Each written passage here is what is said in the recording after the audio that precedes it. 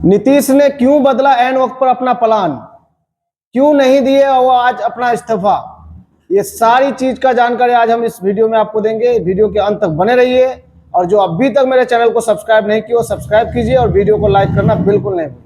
तो आइए हम जानते हैं कि आपको, जैसे इससे अगले वीडियो में हम बता चुके थे कि 17 तारीख को नीतीश कुमार अपने पद से इस्तीफा दे सकते हैं और 17 तारीख को विधायक दल की बैठक भी बुला सकते हैं, लेकिन आज ये ऐसा कुछ नहीं किया। क्या संशय चल रहा है, लेकिन बीजेपी अभी तक चुप है। क्या सरकार में कुछ खलबली मची हुई है? क्या नीतीश कुमार फिर से पलटी मारने वाले हैं?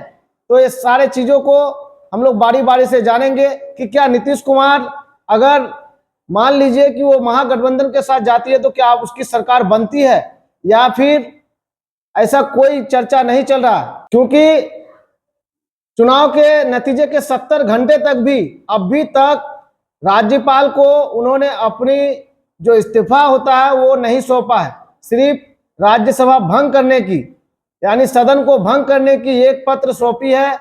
और वहीं बात की जाए कि नीतीश कुमार जो है आज 17 तारीख को अपने विधायक दल की बैठक बुलाना चाहते थे, उस बैठक को भी आगे बढ़ा दी गई है। तो हम आपको एक समीकरण बताएंगे, क्या अगर मान लीजिए कि भाजपा का साथ छोड़कर भी क्या नीतीश कुमार अपनी सरकार बना सकती है, या फिर भाजपा नीतीश कुमार को छोड़कर अपनी सरकार बना सकती है। इन सारे चीजों को हम आपको बारी बारी से समझाएंगे।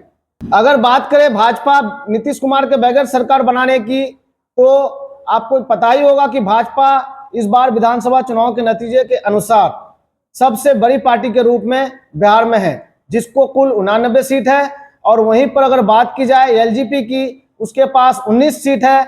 वहीं पे बात किया जाए जीतन राम मांझी की, हम पार्टी की, तो उसके पास कुल 5 सीटें हैं। वहीं अगर बात की जाए रालोसपा की, यानी उपेंद्र कुशवाहा की पार्टी की, तो उसके पास कुल 4 सीट है। यानी टोटल सीट को अगर काउंट किया जाए तो 117, जबकि सरकार बनाने के लिए कम से कम 122 सीटों की आवश्यकता होती है। यहीं पर अगर बात करें तो अन्य के पास 7 सीट है, लेकिन क्या वो भाजपा के साथ आएगी?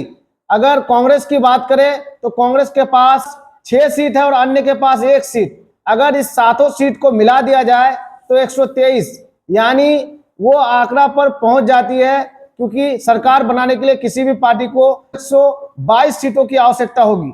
अब हम बात करते हैं कि क्या अगर भाजपा को छोड़कर नीतीश कुमार अपनी सरकार बनाती है तो उसका सीट का समीकरण क्या होगा।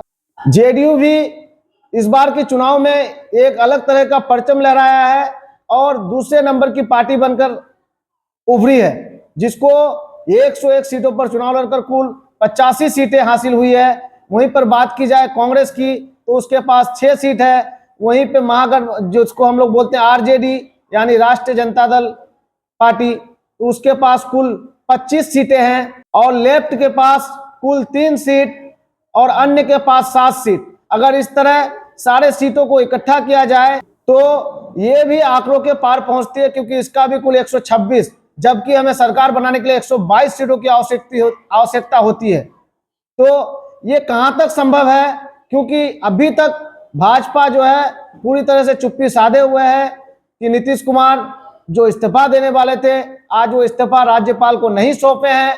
क्या चल रहा है ये अंदरूनी, इसका हमें थोड़ा सा इंतजार करना होगा कि आगे क्या समीकरण तय होता है, क्योंकि अभी तक किसी भी पार्टी का कोई भी जो है भाषा सामने नहीं आई है कि सरकार की गठन को लेकर क्या चल रही है। तो इस तरह का कोई भी अगर अपडेट होता है तो हम आगे आपको देते रहेंगे। तो आपके हिसाब से क्या सरकार नीतीश कुमार जो महागठबंधन के साथ जाएगी या भाजपा के साथ, आप कमेंट बॉक्स पर कमेंट जरूर कीजिएगा। धन्यवाद।